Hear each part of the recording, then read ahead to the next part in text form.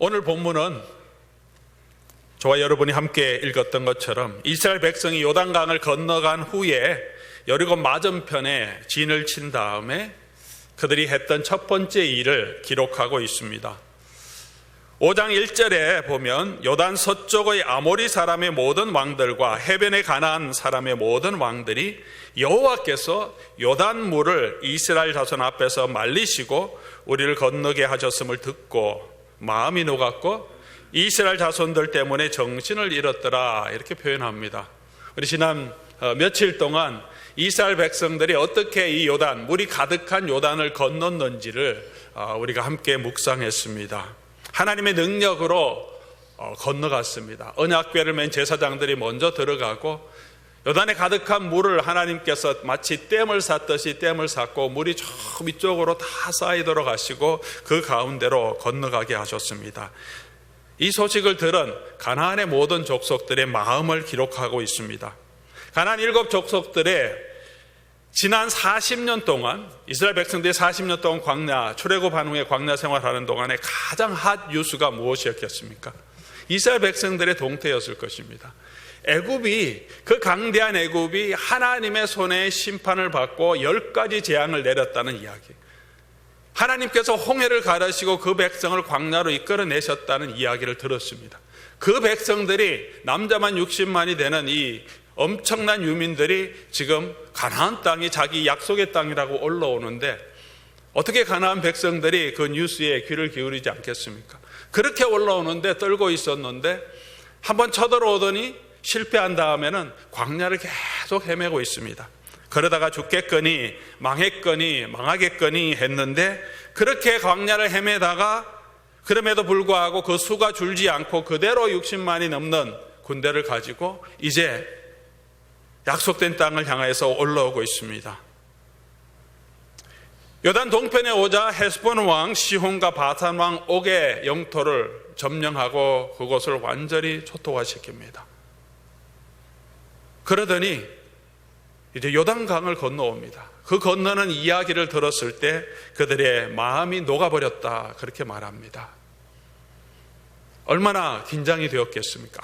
하나님이 함께 하시는구나. 무기도 별로 없고 40년 동안 광야를 헤매던 저 민족인데 저들과 함께하는 하나님이 어떤 사람인가, 그들이 두려웠습니다. 라합의 이야기를 통해서 저와 여러분은 그 당시에 첩보 정보전이 굉장히 치열했다는 것을 알 수 있습니다.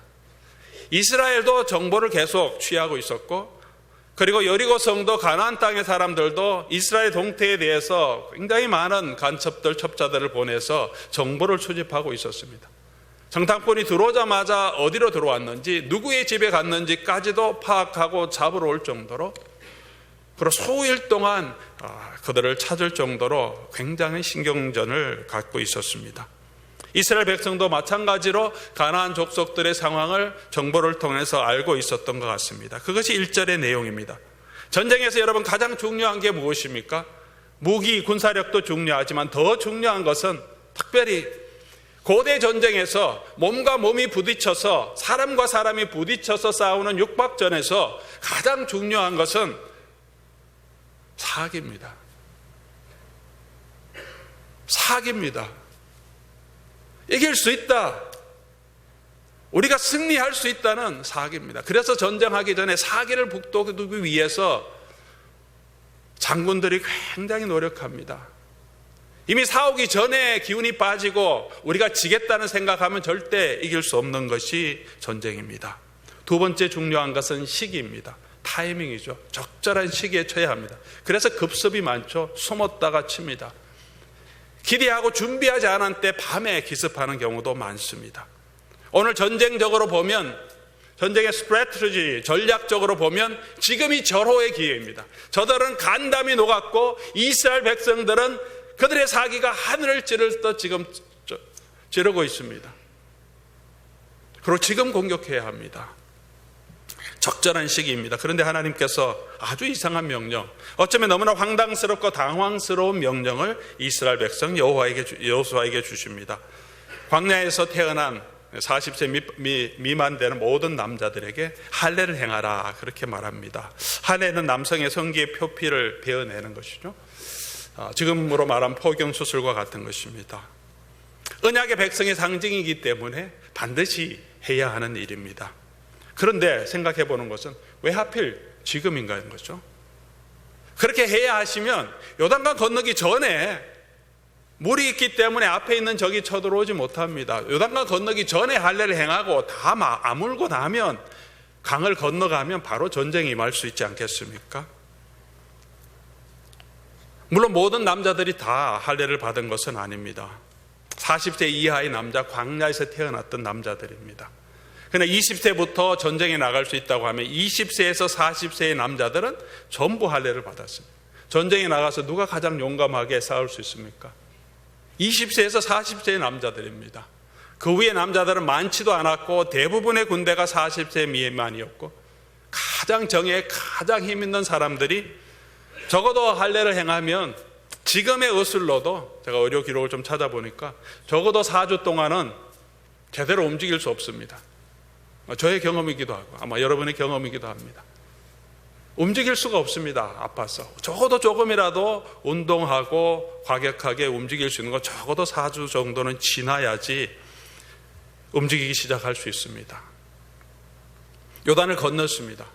여리고성이 정보를 잘 가지고 있는데 만약 여리고성의 군대들이 이스라엘 백성의 모든 남자들이 할례를 행하고 끙끙 앓고 있다고 생각합니다. 그들에게 어떻게 하겠습니까? 바로 쳐들어오면 그냥 몰살입니다. 뒤에는 뭐가 있습니까? 요단 강이 흐르고 있습니다. 도망갈 데도 없습니다. 이 상황에서 요단을 건너서 여리고 바로 앞에서 그들에게 할례를 행하라고 합니다. 건 4주, 5주 동안, 한 달 동안 무방비 상태로 모든 군인들이 고통 가운데 있도록 그렇게 하십니다. 아니면 정복 전쟁을 다 끝내고 하라고 하시든지 그 전에 하라고 하시든지 요단강을 건너놓고 그 땅에서 할례를 행하라고 하십니다. 하나님도 일을 하시다 보면 조금 잊어버리셔서 건너가고 나니까 여기 할례 행해야 되는데 여호수아야 할례를 행하라 그렇게 하신 것은 아닐 것입니다. 왜 이런 상황으로 하나님께서 이스라엘 백성을 이끄시고 왜 이 상황에서 할례를 행하라고 하셨겠습니까?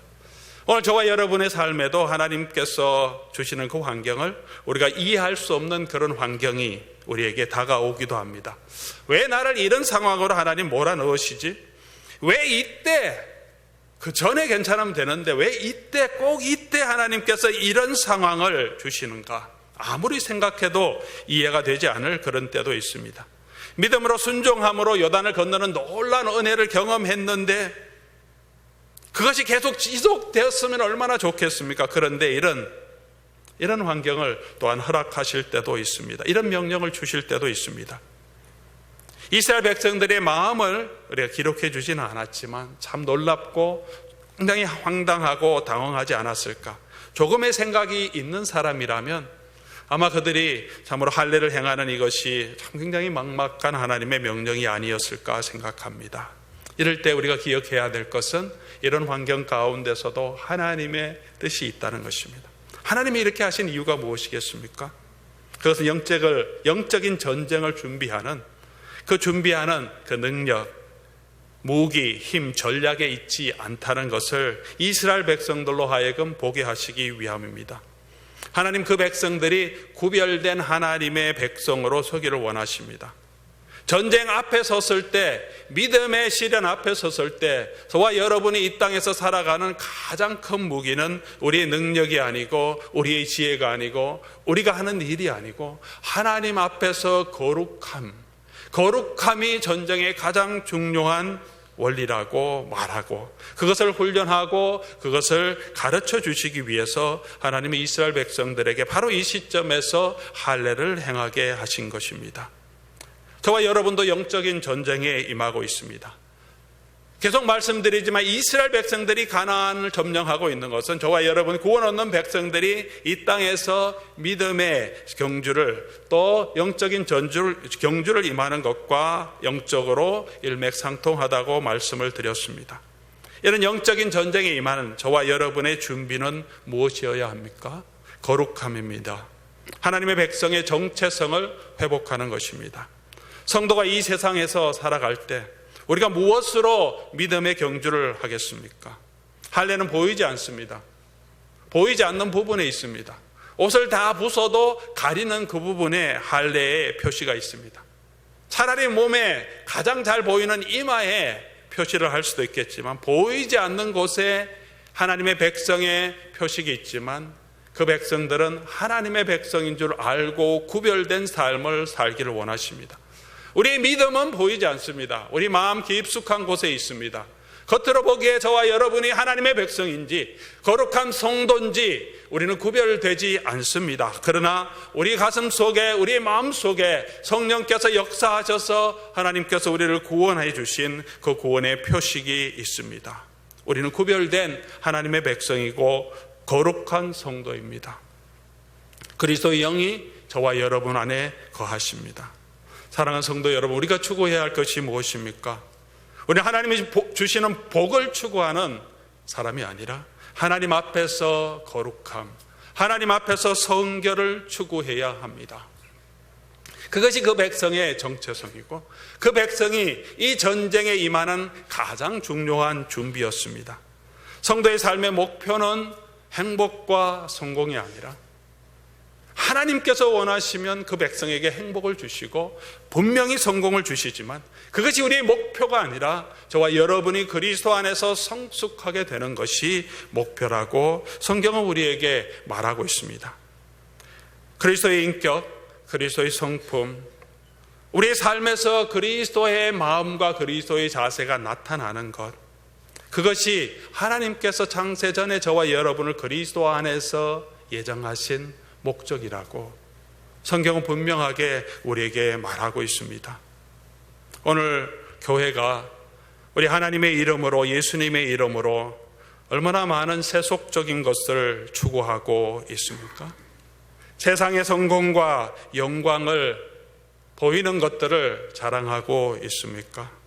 오늘 성도라고 거룩한 하나님의 백성이라고 부름받은 저와 여러분들도 우리 삶에는 거룩함, 구별된 삶이 얼마나 있습니까? 오늘날 교회의 위기는 우리 삶에서 구별된 우리 마음의 하나님을 향한 이 진실함이 잃어버리는, 상실되어 가는 것이 아니겠습니까?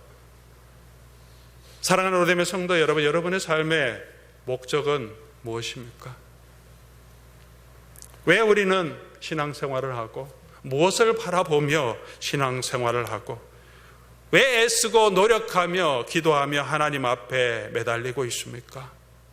파스칼은 이렇게 말합니다. 거룩한 삶의 아름다움은 성령의 권능 다음으로 이 세상에서 가장 힘있게 영향력을 발휘하는 것이다. 거룩한 삶의 아름다움은 성령의 권능 다음으로 이 세상에서 가장 힘있게 영향력을 발휘하는 것이다.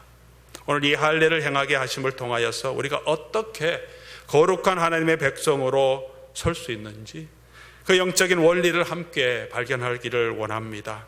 하나님의 거룩한 백성으로 준비되기 위해서 우리가 해야 할 일이 무엇이겠습니까? 첫 번째로는 우리가 하나님의 은혜 아래 서야 한다는 것입니다. 2절 말씀 한번 보겠습니다. 2절 말씀 보니까 그 때라고 그 때를 이야기합니다. 이 때가 언제겠습니까? 너무 쉬운 거죠. 요단강을 건너고 난 다음입니다. 이스라엘 백성이 요단강을 건넜던 때를 기록해 주고 있습니다. 우리로 하여금 기억하게 하시는 거죠. 4장 19절 말씀 보면 첫째 달 언제죠? 11일에 1월 10일에 건넜습니다. 그리고 그때 할례를 행하게 하셨습니다. 5장 10절 오늘 본문 가운데 있습니다. 이스라엘 백성들이 6월절을 행했는데 언제 행하셨습니까? 그 달 14일에, 원래 1월 14일이 6월절 행하는 날입니다. 그리고 7일 동안 무교절, 절기를 지키는 날입니다. 새해 초에 가장 먼저 지키는 6월절 행사였습니다. 그러니까 1월 10일에 건넜고요. 그리고 1월 14일에 6월절을 행했습니다. 그 사이에 할례를 행하게 하신 거죠. 할례를 행한 것과 6월절이 동시에 일어나는 일이었습니다. 같은 기간에 일어나는 일이었습니다.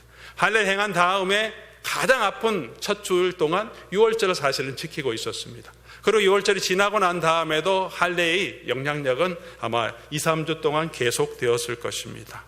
왜 할례와 유월절을 동시에 하라고 하셨겠습니까? 같은 시기에 이 일을 명령하셨겠습니까? 두 개가 같은 영적인 의미가 있기 때문입니다. 할례는 피로 덮는 것입니다. 유월절도 피로 그 백성들을 구원하는 것입니다. 양의 피로 이스라엘 백성들이 거하는 그 집을 커버하고 덮음으로 하나님의 죽음의 사자가 그곳을 넘어가게 해주시고 그 백성의 죄와 수치를 하나님께서 씻어주시고 피 흘림을 통하여서 사해 주신 그 상징을 우리에게 보여주는 것입니다. 사랑하는 성도 여러분, 저와 여러분이 하나님 앞에 섰을 때, 하나님의 거룩함 앞에 섰을 때 부끄러움을 당하지 않을 사람이 누가 있겠습니까? 하나님 앞에서는 고사하고 사람 앞에서도 우리의 부족함을 찾아보고 조사한다면 사람 앞에서도 떳떳하게 설 수 있는 사람이 얼마나 있겠습니까? 요즘 한국에 있는 청문회를 하는 것을 보면서 참 사람을 틀고자 하면 정말 수치와 부끄러움을 당하지 않을 사람이 없다 하는 것들을 다시 한번 보게 됩니다. 약점을 가지고 공격하려고 하면 누구나 흠 잡을 수 있고 흠이 없는 사람은 그렇게 깨끗하게 보이더라도 찾아보면 흠이 없는 사람은 없다. 누가 그렇게 사람 앞에서 저를 그렇게 세워놓고 저의 모든 뒷조사를 다 해보고 그리고 비난하고자 한다면 비난할 것이 얼마나 많겠습니까? 흠잡을 게 얼마나 많겠습니까? 사람 앞에서 우리가 그러하면 돼. 하나님 앞에서 우리가 어떻게 설 수 있겠습니까? 우리를 정죄하는 사탄 앞에서 우리가 어떻게 설 수 있겠습니까? 그런데 하나님의 보혈로 저와 여러분의 이 모든 수치, 우리의 모든 부끄러움, 우리의 모든 죄를 씻어주셨다. 그것이 성경이 우리에게 보여주시는 하나님의 은혜입니다. 목이 곧고 원망, 불평하고 탐심, 정욕에 빠지고 늘 우상 숭배하던 그 백성들입니다. 그들이 거룩하게 될 수 있는 길은 피 흘림 밖에 없습니다. 오직 예수 그리스도의 보혈의 은혜밖에 없습니다. 그 은혜를 붙들라고 할례를 행하게 하십니다. 가늠하다 현장에 붙잡힌 여인을 향하여서 사람들은 돌팔매질을 하고 죽여야 합니까? 묻습니다. 예수님께서 그녀에게 말씀하십니다. 사람들에게 말씀하십니다. 죄 없는 자가 먼저 돌을 가지고 치라. 부끄러움을 당했고 부끄러운 일을 행했습니다. 그냥 고난 당하는 여인이 아닙니다. 가녀란 여인은 아닙니다. 이 여인이 창녀도 아니었습니다. 직업적으로 하는 것도 아니었습니다. 간음했습니다. 당연히 부끄러움을 받아야 하는데 예수님도 나도 너를 정죄하지 아니하노라 라고 말씀하십니다. 왜 정죄하지 않았습니까? 정말 나쁜 사람 아닙니까? 우리 가운데 누가 다른 사람과 이런 어페어 바람을 피고 이런 일을 했다면 아마 부끄러워서 오지도 못할 것이고 우리가 우리 모든 교인이 정죄하지 않겠습니까? 그런데 예수님께서 정죄하지 않는다. 죄가 상관없다 하신 것이 아닙니다. 그래도 다 받아주겠다 하는 것이 아니죠.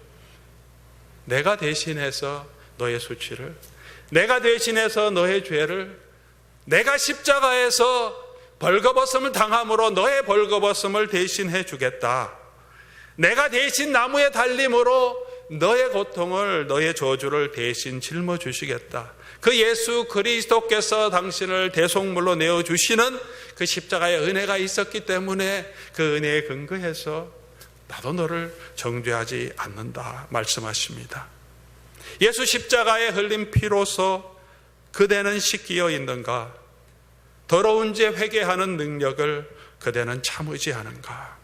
사랑하는 성도 여러분, 이 예수 십자가에 흘린 피로 저와 여러분이 덮어질 때, 씻겨질 때 그것이 우리의 정체성이고 그것이 우리의 힘이고 그것이 우리의 능력의 가장 큰 권한인 줄 믿습니다. 이 은혜를 아는 것이 성도의 가장 본질적인 정체고 이 은혜 가운데 거하는 것이 믿음의 경주의 가장 큰 능력이며 무기가 되는 것입니다. 우리의 힘으로, 우리의 능력으로, 우리의 도덕적인 의지로 우리를 거룩하게 유지할 수 없습니다. 예수 그리스도의 은혜로 말미암아 우리를 정죄하는 사람으로 내 자신의 부족함을 보고 스스로 자책감에 빠지는 나를 붙들고 예수의 은혜로 내가 이곳에 서 있습니다. 오늘도 주님 은혜 아니면 나는 설 수 없습니다. 고백할 때 우리 가운데 하나님이 주시는 거룩함이 있게 되고 그 은혜 가운데 저와 여러분이 거룩한 삶을 살아갈 수 있는 능력을 얻게 되는 것입니다. 사랑하는 성도 여러분, 이 그리스도의 은혜가 저와 여러분에게 풍성하게 임하기를 주의 이름으로 간절히 소원합니다. 두 번째 있어야 할 것은 죄를 끊어버리는 것입니다. 할례는 신체의 일부를 고통스럽지만 끊어버리는 것입니다. 피 흘리는 고통이 있는 것입니다. 고통이 있지만 하나님의 백성의 정체성을 위해서 잘라내 버려야 할 죄가 있습니다. 예수님이 가늠한 여인에게 말씀하셨습니다. 대답하되 주여 없나이다. 예수께서 이르시되 나도 너를 정죄하지 아니하노니 가서 다시는 죄를 범하지 말라. 예수님의 은혜로 구원을 얻었으니까 마음대로 살라. 그렇게 말씀하지 않았습니다. 이제 이 은혜를 알았다면 마음대로 살지 말고 다시는 죄를 범하지 말라. 너의 행동에서 돌이키라. 그렇게 말씀하십니다. 거룩한 삶을 살기 위해서, 믿음의 경주를 하기 위해서 저와 여러분이 해야 하는 것이 무엇입니까? 히브리서 12장 1절은 이렇게 말합니다. 이러므로 우리에게 구름같이 허다한 정인들이 있으니 모든 무거운 것과 얽매이기 쉬운 죄를 벗어버리고, 무거운 짐이 있고 얽매이기 쉬운 죄가 있는데 죄와 더불어 피 흘리기까지 싸우라고 히브리서 저자는 말합니다.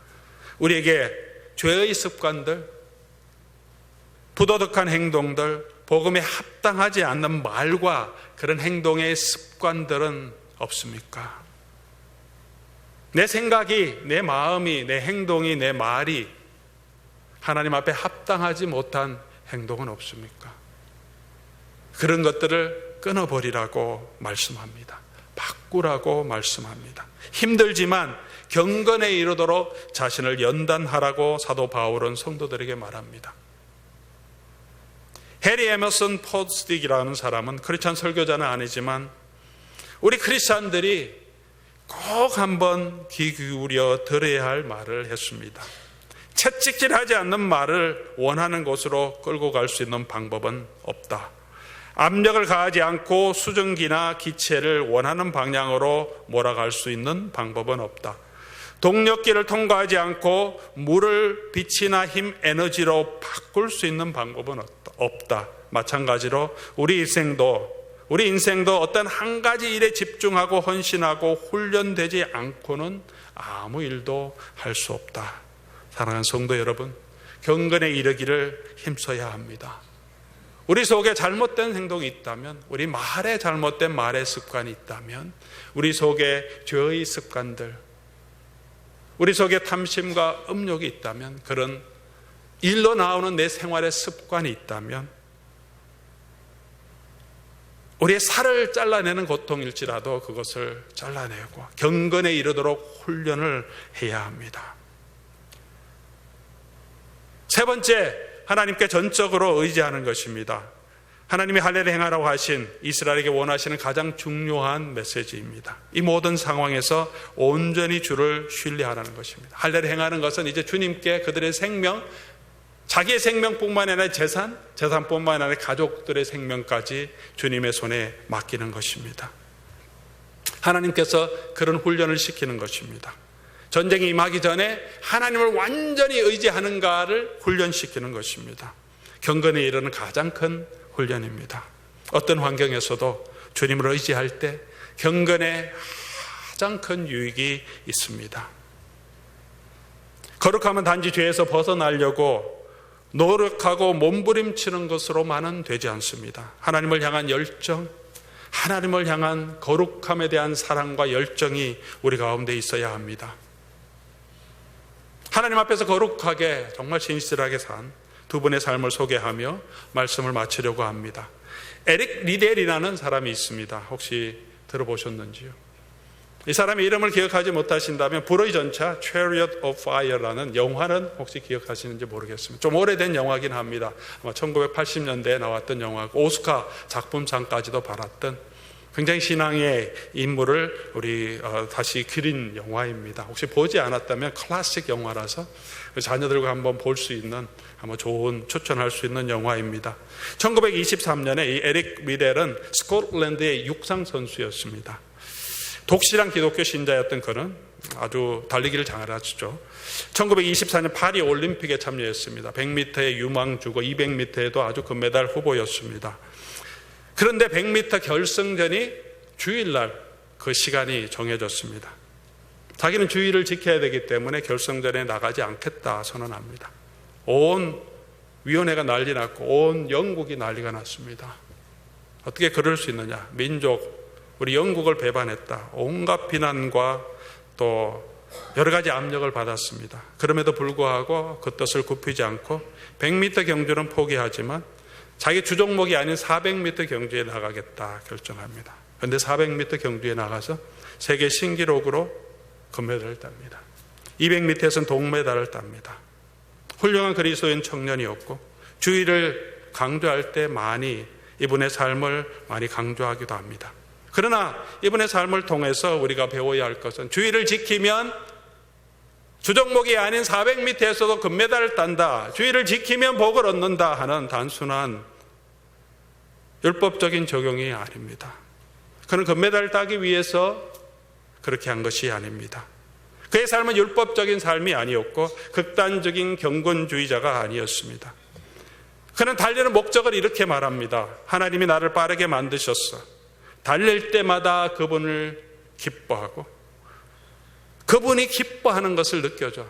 나에게 이런 재능을 주셨는데 자기가 달릴 때마다, 열심히 달릴 때마다 재능을 주신 그 하나님이 내가 너에게 재능을 줬는데 너가 달리기를 이렇게 열심히 하는구나 하면서 하나님이 기뻐하시는 것을 느끼면서 그는 달렸다는 것입니다.